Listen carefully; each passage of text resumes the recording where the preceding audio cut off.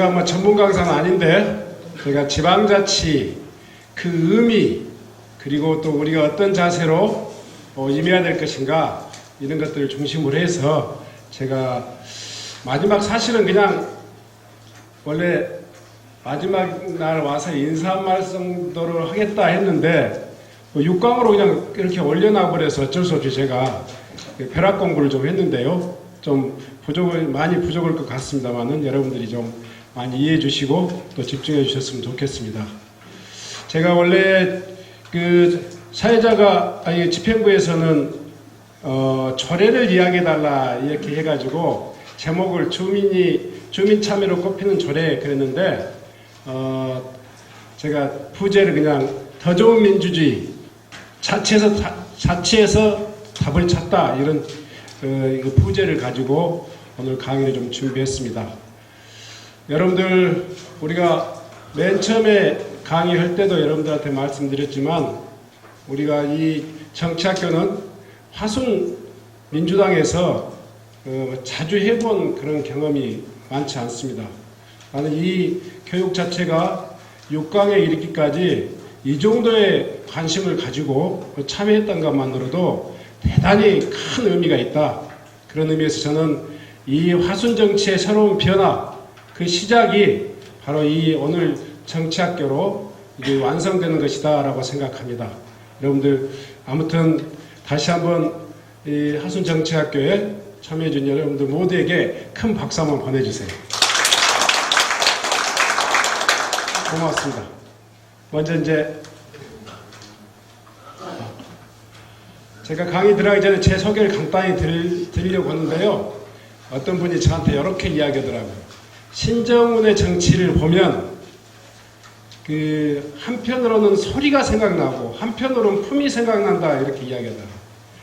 신정훈의 정치는 창과 방패의 싸움이 아니라 정말 어려운 사람들을 품어주는 그런 정치인 것 같기도 하고 또 신정훈의 정치는 늘 움직이면서 주장하면서 서민들의 목소리를 전달하는 소리의 정치인이라는 생각이 든다 해서 이렇게 신정훈의 정치, 품과 소리의 정치다라고 이렇게 누가 한번 이야기해서 제가 한번 써먹어봤습니다. 먼저 제가 간단한 소개를 드리면 다 아시죠? 젊은 시절에는 굉장히 소리가 좀 컸던 그런 청년 시절을 보냈죠. 민주주의와 민생의 현장에서 소리 높여서 외쳤던 그런 삶이 제 정치의 출발점이었던 것 같습니다. 지방정치인으로 입문해서도 그냥 지방 제도권 정치인처럼 살지 않았던 것 같아요. 여기에 또 몇 가지 그림이 있긴 한데 도의원도 하고 시장도 보면 대단히 좀 더 능숙하니 말로는 정치를 해야 되는데 끊임없이 행동하고 주장했던 그런 기억이 납니다. 저 끝에 사진이 이 사진이 여러분들하고 두 번째 만남이죠. 수세로 첫 번째 만났다면 두 번째는 도청 이전 반대로 화순 국민들하고 함께 움직였던 때가 95년도, 지금으로부터 25년 됐으니까 26년째 되니까 굉장히 오래된 제 모습이죠. 제가 누굽니까? 여기입니까? 제 모습이 여기입니다. 예, 머리를 빡빡 깎고 싸웠던 건데 현재 전남도청이 무안으로 가는 것을 강력하게 막았던 그리고 이쪽은 혁신도시 이 관련해서 노무현 대통령이 모시고 기공식을 가졌던 중앙정치에 진출해서도 신정훈의 이 정치는 품과 소리의 목소리 역할을 다하면서 쭉 노력했던 것 같습니다. 결론적으로 보면 저는 어떤 정치인이냐 여러분들이 되게 기억하시는데 운동권에서 시작해서 제도권 정치인으로 진출했던 정치인이지만 끊임없이 어려운 서민들의 목소리를 전달하려고 하고 지방의 미래를 정말 새롭게 바꾸는 그런 꿈을 가지고 있는 정치인이다 이렇게 기억해 주셨으면 좋겠습니다. 저는 사실은 제일 밑에 지방에서 세상의 변화와 희망을 만들고 싶었다. 그게 아마 제 지금의 정치까지도 연결되는 그 핵심 의제가 저는 주제가 지방입니다. 그럼 지금부터는 이제 지방자치의 의미에 대해서 한번 좀 살펴보도록 했으면 좋겠습니다. 사실 지방자치의 출발은 김대중 대통령이라는 거 아시죠? 김대중 대통령은 민주주의자로서 대통령까지 되신 분인데 끊임없이 우리나라 지방자치, 특히 민주주의를 고민하면서도 마지막 답은 지방자치에 있다라고 이렇게 생각했던 것 같아요. 지금까지 우리는 민주주의를 어떻게 판단했느냐? 대통령 중심제냐? 아니면 내각 책임제냐? 아니면 이원 집중제냐? 주로 중앙 권력을 중심으로 생각을 했었는데, 이제 우리의 정치가 지금까지 많은 과정을 겪어오면서 정치의 본령은 지역 주민들의 문제를 해결하는 것이다. 지역 주민들이 정치의 주인이 돼서 주민이 스스로의 문제를 해결하고 또 중앙에 있는 권한들을 배분하고 권력을 분산시켜서 정말 우리가 필요로 하는 그런 어떤 행정 서비스를 조달하고 지원하는 것이 지방자치가 아닌가 하는 생각에서 아마 김대중 대통령은 목숨을 건 단식을 통해서 지방자치를, 우리나라 지방자치를 시작하게 했던 분이다. 어찌 보면 지방자치에 대한 이념을, 지방자치를 그냥 정치적인 이념으로 정립했던 분이 아닌가 그런 생각을 합니다. 두 번째, 우리 민주당의 두 번째 대통령 노무현 대통령은 지방자치를 특히 참여라고 하는 관점, 그리고 협치와 균형이라고 하는 관점에서 또 지방자치를 새롭게 정립했던 분이라고 생각합니다. 그동안은 정치적 의미에서 지방자치를 많이 이야기했다면 노무현 대통령은 그것만으로 부족하다.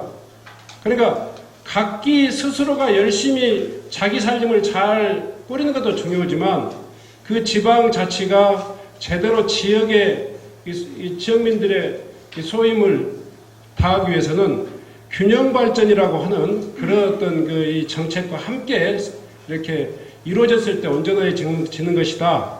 가난한 동네는 가난하고 또 부자는 계속 부자인 그런 수도권을 그대로 두고 이 불균형을 시정하지 않고 자치만으로 지방자치가 완성될 수는 없는 것이다.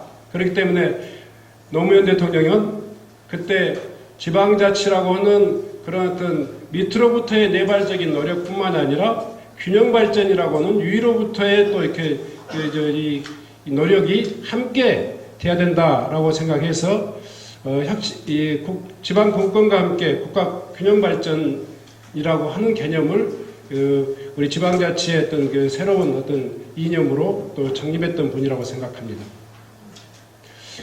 이와 같은 것들은 사실은 우리 민주당의 강령입니다. 우리 민주당이 이 강령 또 정강정책을 보면 지방자치는 우리가 지금까지 민주주의를 지향하는 이 정당으로서 지방자치 실현이야말로 더 좋은 민주주의, 그러니까 지금까지 반쪽 민주주의, 중앙 권력을 중심으로 한 민주주의, 또 제도적 민주주의를 이야기했다면 이제 지방자치를 더 좋은 민주주의, 민주주의의 제2기라고 하는 의미에서 자치에서 답을 찾다. 제가 이렇게 표현을 했습니다만은 이런 우리 당의 강령에도 지방자치는 우리 모두가 실천하고 또 그렇게 노력해야 될 과제다 이렇게 생각하고 있습니다. 저는 이제 지방자치의 이제 이런 김대중 대통령, 노무현 대통령, 우리 당의 강령을 보면서 지방자치의 정치적 의미와 가능성이라고 이렇게 표현했는데요. 이제 중앙 집권적 민주주의에서 풀뿌린 민주주의로 지방의 문제는 지방이 해결한다 하는 그런 방법론에서부터 또 내용적으로 보면 제도적 민주주의, 그러니까 법과 제도라고 하는 것들을 갖추는 민주주의에서 이제 내용적 민주주의, 그러니까 실제로 국민들의 삶을 책임지는 그런 어떤 그 정치로서의 지방자치의 의미를 다시 한번 생각해 보는 그 의미에서 지방자치는 그런 한마디로 말해서 그 민주주의 발전 과정에서 보다 더 안전하고 보다 더 좋은 의미의 민주주의다 이렇게 이해를 했으면 좋겠습니다. 두 번째, 지방자치의 정치적 의미와 가능성 좀 세분해 봤었는데요. 우리가 지방자치 이야기하면 되게 많이들 이야기하는 게 우리나라는 반쪽 자치야, 뭐 절반의 자치야 이렇게 이야기하는 경우가 많이 있습니다. 여러분들도 되게 그런 이야기 많이 들으실 겁니다. 또 군수님들은 어떻게 이야기해요? 군수시장님들은 아이고 재정 자립도가 20%도 안 돼 이렇게 이야기하지 않습니까? 여러분들 그렇게 믿으시죠? 우리는 아직도 절반의 이 지방자치를 하고 있는지 반쪽짜리 이 지방자치를 하고 있는지 우리 다시 한번 곰곰이 한번 생각해 보시자고요. 실제로 국가 그 세출 규모로 보면 지금 한 500조 가까운 국가 재정에서 세출 기준으로 해서 지출을 하는 주체가 지방이 주출하는 것이 최소한 60%에서 65% 사이입니다. 국가가 우리나라의 모든 이 정치를 좌우하고 있고 여의도에서 다 좌우하는 것 같지만 실제로 국민들의 삶을 하나하나 챙기고 지원하고 최종적으로 그걸 살피는 역할은 사실 우리나라 재정적 측면으로 보더라도 60% 이상 이미 이제 중앙 정치의 시대가 아니라 지방자치의 시대가 됐습니다. 그런데 왜 우리는 늘 지방 재정 자립도가 20% 미만이야 이렇게 이야기할까요? 그리고 반쪽 자치라고 이야기할까요?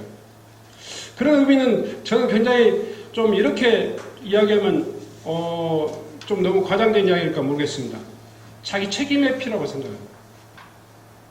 실제로 지방자치가 소위 말해서 여의도를 중심으로 청와대를 중심으로 이야기되는 정책과 예산의 결정보다도 실제로 집행되는 과정에서의 지방자치의 역할이 훨씬 중요하다.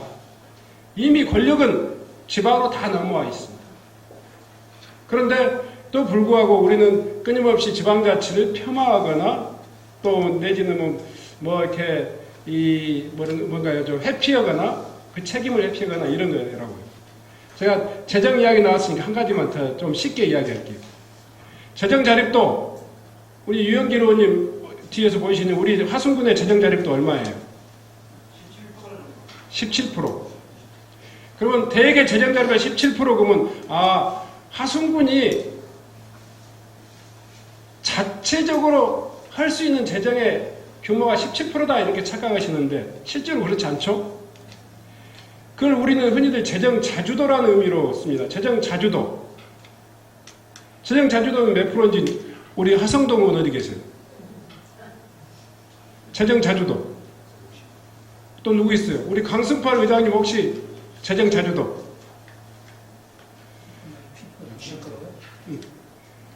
제가 봤을 때 얼른 계산을 안 해봤어도 한 70% 정도 될 거라고 생각합니다. 그 이야기가 무슨 이야기인지 모르시죠?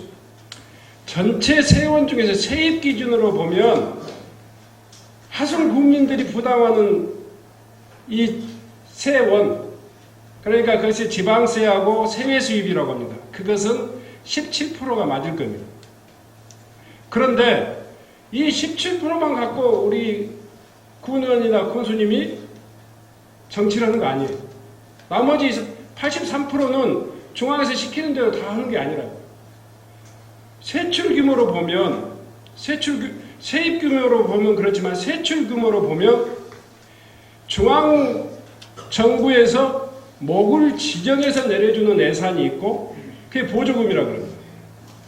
목이 없이 그냥 통으로 주는 예산이 있습니다. 그걸 교부금이라고 그러죠. 네, 보통교부세라고 해요. 보통교부세는 그 사용 내역이 정해져 있지 않아요. 그냥 국가 보조금은 사용 내역이 정해져 있어요. 도로에다 쓸 건지 한의원에다 쓸 건지 정해져 있다. 그런데 그 보통 교부금, 그러니까 사용 내역이 정해져 있지 않는 소위 말해서 국비 지원금이 그 금액과 아까 이야기하는 지역에서 거두어되는 돈을 합하면 전체 세출 규모에서는 70% 정도가 지방에서 결정됩니다. 지방에서 결정됩니다. 그것도 물론 다 경직성 경비가 있기 때문에 아무데나 써도 되는 건 아니지만 그래도 최소한 소위 말해서 하순군의 재정이 9천억이다. 그러면 그 중에서 30%, 397, 2,700억 정도는 그 목적대로 써야만 되는 돈이고, 나머지 소위 말해서 9천억 중에서 70%, 6,300억이라고 이 어마어마한 재정이 지방의회 그리고 집행부에서 의해서 집행부의 계획과 조례에 의해서 이렇게 쓰여진다. 그러면 어떻게 해요? 생각이 달라지죠? 우리 지역의 지방자치 수준이나 우리 지역의 주민들에게 주어지는 행정 서비스는 수치만으로 보더라도 중앙정부가 결정하는 게 아니라 지방자치단체에서 결정합니다. 굉장히 중요한 의미죠. 두 번째로 이제 권한, 반쪽짜리 자치, 뭐 이렇게 이야기합니다만은 세 번째와 거의 마찬가지입니다. 입법권. 실제로 권한이 반쪽짜리다 이야기하지만 물론 아직도 사무 배분이 굉장히 중앙정부 위주로 되어 있습니다. 그래서 끊임없이 그 국가 사무를 지방 사무로서 이전해 나가고 있고 지방 사무 그 일괄 이양법이랄까 이런 걸 통해 가지고 지역이 해야 될 사무를 지역에게 이관하는 노력과 함께 지역 사무에 대한 국가 사무를 지방에다가 위탁할 때는 반드시 재정을 중앙정부가 책임져 주는 그런 방식으로 사무 자체도 철저히 이제 지방자치단체 중심으로 우리 주민들의 삶, 특히 일상업무, 뭐 국방이라든가 외교를 제외하고는 거의 거기에 우리 시민들하고 관련되어 있는 그런 권한은 이 지방사무로 이제 이양되고 있다. 이런 측면에서도 우리가 반쪽 자치라고 스스로를 폄하할 이유가 하나도 없어요. 입법권 마찬가지입니다. 과거에는 이제 법령의 범위 내에서 지방 조례를 만들 그런 어떤 이 한계가 있었습니다. 그것도 뭐 큰 한계는 아니지만 우리는 그 전문가들 강사들을 모셔놓고 강의 들으면은 우리는 법령의 범위 내에서밖에 조례를 못 만들어 마치 그냥 법령 때문에 우리 아무 조례를 못 만드는 것처럼 이야기해요. 나중에 예를 하나 드리겠습니다만은 지금은 이제 이미 우리 지방 분권국가로서 개헌을 하겠다는 마당이니까 이제는 개념이 좀 달라졌어요. 자치 입법권의 개념이 법령의 범위 내가 아니라 법령에 위배되지 않는 범위 내에서 훨씬 넓어진 거죠. 그래서 이런 등등등을 보면 지방자치의 정치적 의미와 가능성을 제가 이렇게 강조하는 것은 이제 우리의 운명과 우리의 지역의 그 미래는 철저히 지역 주민 그리고 우리를 대신해서 일하는 의회 그리고 단체장 이것에 의해서 좌우된다. 이제 남 핑계댈 이유가 거의 없다 이런 이야기입니다. 뭐 이런 것은 뭐 하나 이제 지표로만 자료로서만 간단하게 공유하면요. 1인당 세출 예산으로 전라남도가 가장 가난하다고 하는 전라남도가 1인당 세출 규모로는 대한민국에서 1등이에요. 전라남도 돈이 있어요 없어요? 그럼 여러분들 없다고 그러죠. 수도권이 많다고 그러죠. 그렇지 않아요. 1인당 지방정부의 지출 규모로 보면 세출 규모로 보면 대한민국에서 전라남도가 단연 1등이에요. 서울시에 거의 한 그 2배 정도 돼요. 돈이 없다는 이야기 쉽게. 하순군의 재정지표는 어떨까요? 올해 지금 정리추경까지 얼마예요? 하성동 의원님 늦게 오셨으니까. 정리추경까지 우리 하순군 예산 규모가 지금 7천억이에요? 8천억이에요? 5천, 6, 700? 생각보다 작네? 자, 작년도 정리추경 얼마였어요? 마지막 정리추경 7천억이 넘었던 걸로 보이는데 자 7,900억 곱하기 6만 5천 나눠보세요. 1,100만 원입니다. 그럼 여기서 보면은 전라남도 중에서도 하순군의 재정 상황이 결코 나쁘지 않다는 걸 알 수 있겠죠. 전국에서는 지금 780만 원으로 1인당 재정 지출이 전라남도가 제일 유인데 하순군은 1,000만 원이 넘는단 말이에요. 재정 여건 나쁜 거 아니에요. 나중에 좀 확인해 보세요. 이건 뭐 제 자랑 같긴 한데 한번 공무원, 지방자치 지표 중에 공무원 수를 한번 비교해 보세요. 제가 한번 쭉 봐봤어요. 1인당 공무원 1인당 주민수로 서울, 부산, 광주, 대구 다 200명 정도인데 전남은 1인당 주민들 90명을 관할해요. 그러면 우리는 100명당 뭡니까?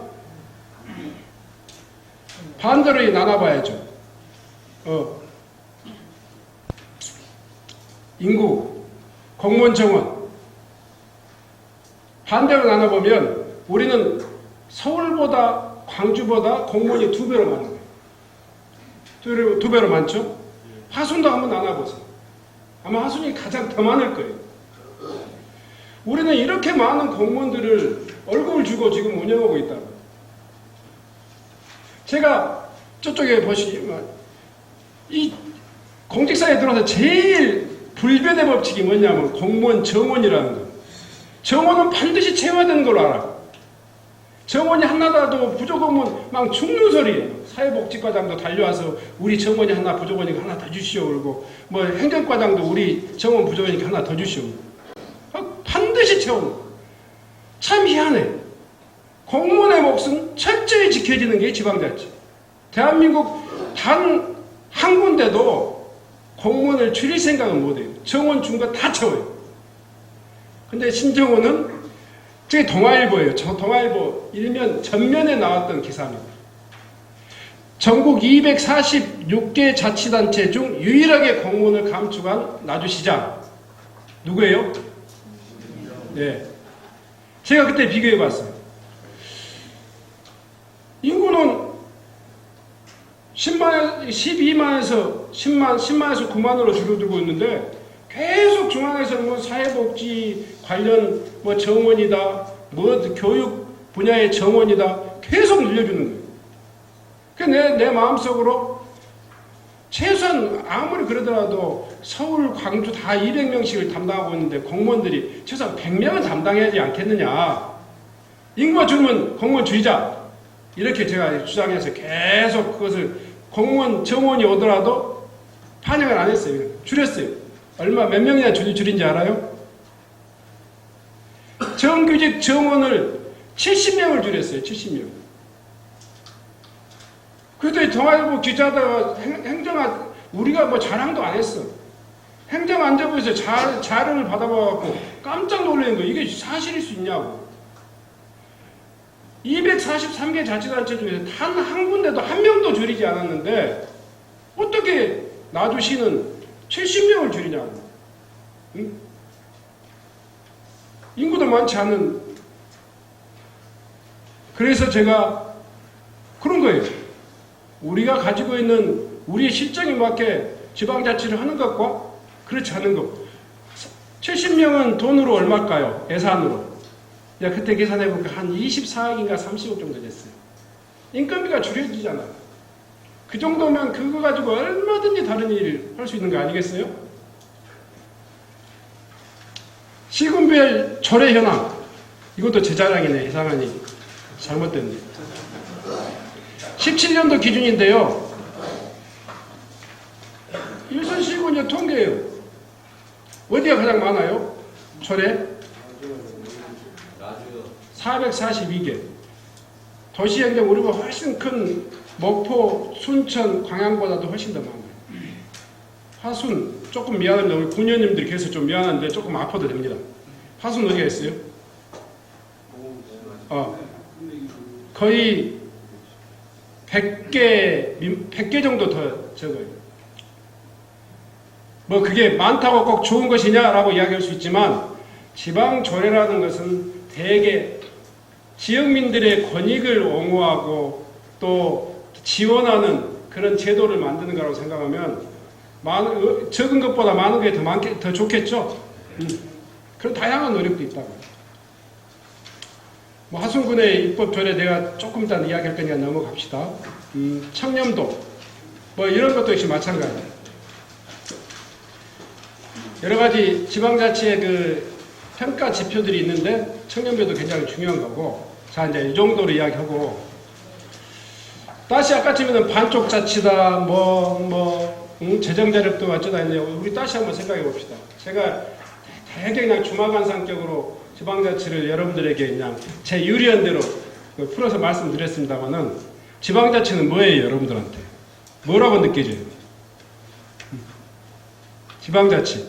그냥 저는 어떤 이야기를 들어도 우리 이야기를 넣으면 딱 맞다고 생각해요. 지방자치는 복지일 수도 있고, 지방자치는 경제일 수도 있고, 지방자치는 민주주의도 될 수가 있고, 시민이 국민, 지방자치 자체가 곧 국민이다라고 이야기할 수도 있어요.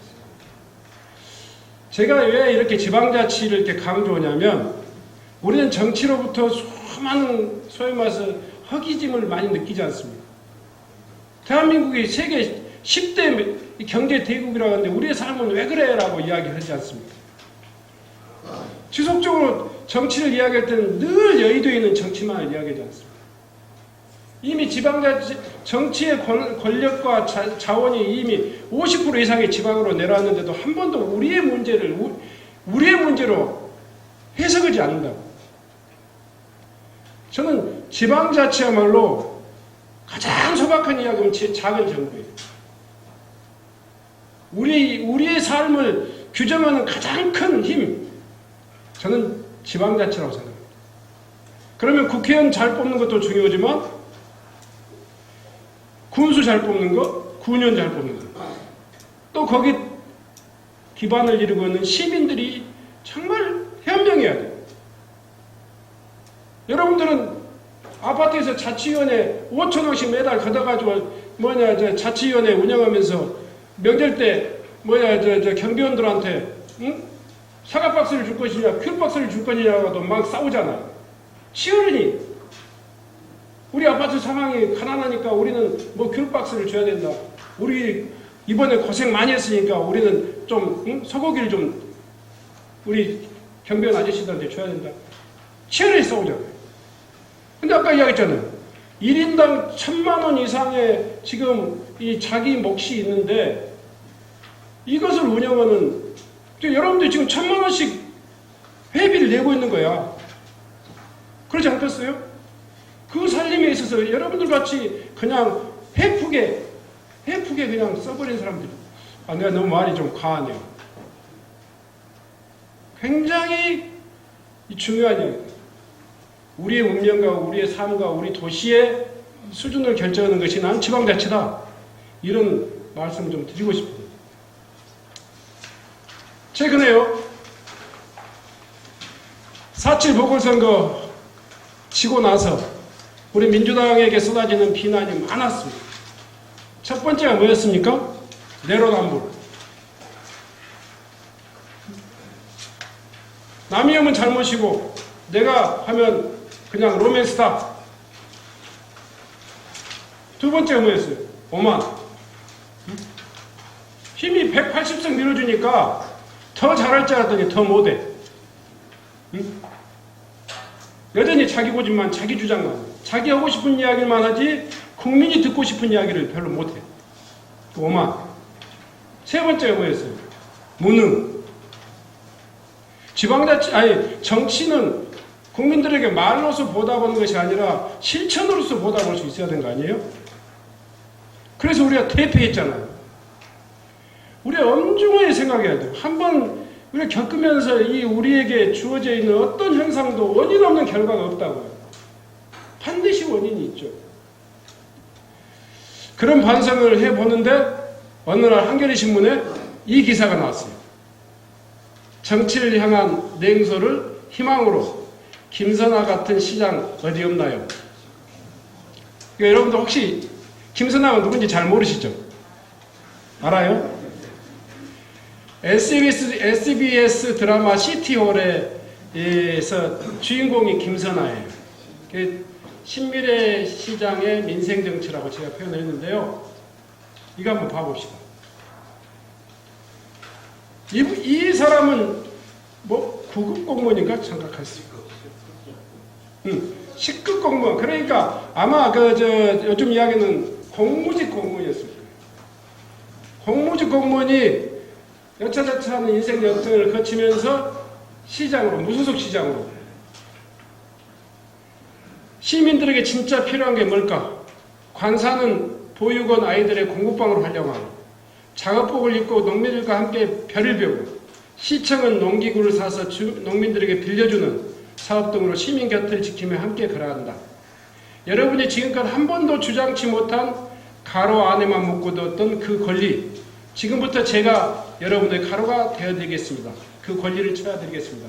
이런 아까 그 한겨레 신문 기사 내용에 아마 이거 저 드라마에서 나오는 아마 그것인 것 같아요. 신미래 시장의 이 분투기는 지방자치 공간에서 이렇게 정치가 바뀌어야 된다 하는 그런 취지를 가지고 했던 것들이 아주 재미있게 그려져 있는, 지금으로부터 한 10년 전의 드라마입니다. 여러분들이 아마 보신 적이 없을 것 같아서 제가 한 3분짜리로 요약해서